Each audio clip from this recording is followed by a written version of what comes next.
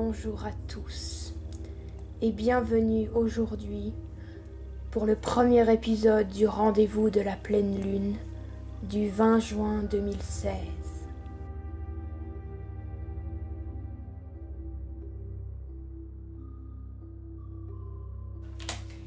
Il faut savoir qu'aujourd'hui est un jour très spécial puisque c'est la pleine lune du solstice d'été, une des plus puissantes lunes de cette année. À cette occasion, nous avons décidé de vous parler d'un sujet très lourd, interdit aux moins de 12 ans.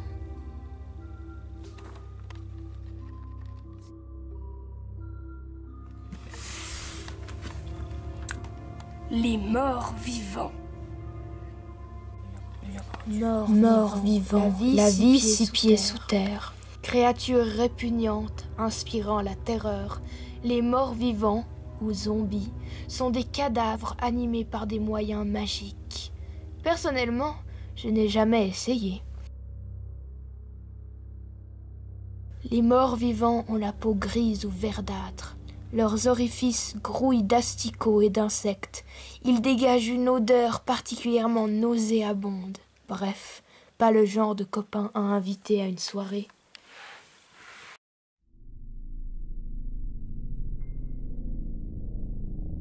Les morts vivants naissent, si l'on peut dire, dans les cimetières.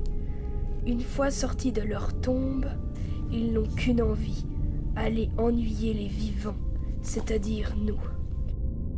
Le problème avec ces monstres, c'est qu'ils se déplacent souvent en grand nombre et qu'ils sont parfois, comment dire, contagieux. Comme les vampires en effet, ils peuvent mordre leurs victimes et les transformer à leur tour en zombies. Heureusement pour nous, les morts vivants ont le cerveau très abîmé. En conséquence, ils se comportent de façon stupide et ne se déplacent pas très vite. Si tu as l'intention de devenir chasseur de morts vivants, un métier qui rapporte dans certains mondes mal fréquentés, tu dois apprendre à distinguer les différentes créatures qu'on regroupe sous cette appellation. Les ghouls, pour commencer, sont des morts vivants qui mangent les cadavres. Les liches sont des sorciers qui se maintiennent en vie par leur propre pouvoir. Les momies sont des morts embaumés, en général entourés de bandelettes qui s'animent pour punir les profanateurs de sépultures.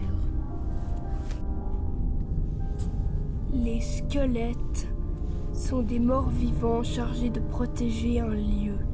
Ils sont généralement contrôlés par un sorcier ou s'animent quand on franchit le seuil d'une pièce interdite.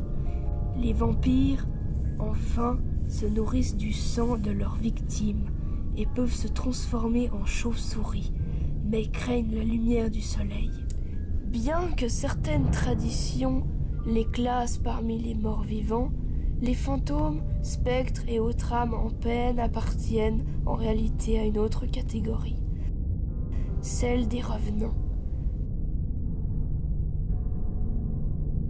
Contrairement à leurs cousins puants, ils n'ont pas de consistance physique.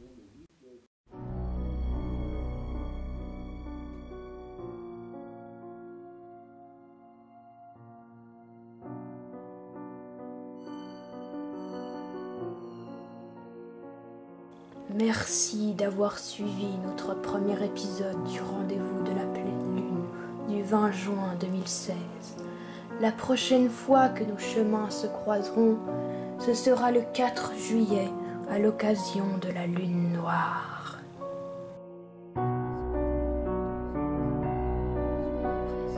le prochain sujet, nous aborderons un thème beaucoup plus morbide, les sorcières. N'oubliez pas de soigner votre verrue pour le prochain rendez-vous.